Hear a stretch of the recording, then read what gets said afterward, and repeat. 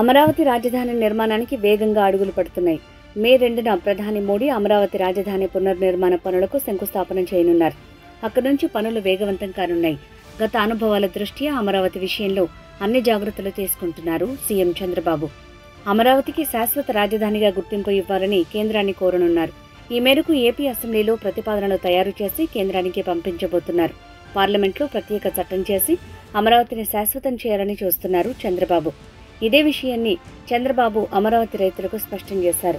ఎలాంటి అపోహలు వద్దని, మీ భవిష్యత్తుకు అండగా ఉంటానని హామీ ఇచ్చారు.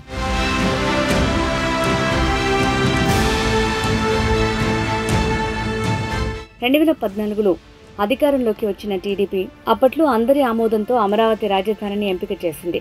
దాదాపు 33,000 ఎకరాల భూమిని రైతులు స్వచ్ఛందంగా అమరావతి రాజధానికి ఇచ్చారు. 2017లో ప్రధాని మోడీ అమరావతి రాజధాని నిర్మాణానికి శంకుస్థాపన చేశారు. అప్పటి నుంచి పనులు ప్రారంభించింది టీడీపీ సర్కార్. అప్పట్లో కేంద్రం నుంచి అంతంత మాత్రం సాయం అందటంతో అమరావతి నిర్మాణం సాగలేదు. ఆ తర్వాత పరిణామాలతో ఎన్డీఏ నుంచి టీడీపీ బయటికి రావటం, 2019 ఎన్నికల్లో ఓడిపోవడంతో సీన్ మారింది.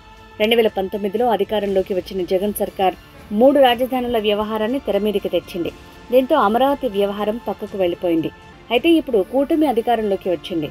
అమరావతి రాజధాని నిర్మాణంపై కూటమి ప్రత్యేకంగా ఫోకస్ పెట్టింది.